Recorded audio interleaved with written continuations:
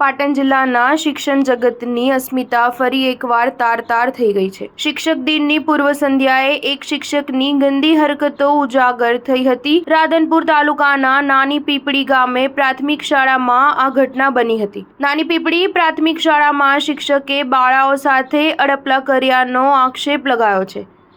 શરમજનક ઘટનાને લઈ શિક્ષણ જગતમાં ઘેરા પ્રત્યાઘાત પડ્યા છે। પ્રાથમિક શાળાનો શિક્ષક દિનેશ પરમાર ધોરણ 5ની બાળાઓ સાથે અડપલા કરતો હોવાના આક્ષેપ લગાયા છે।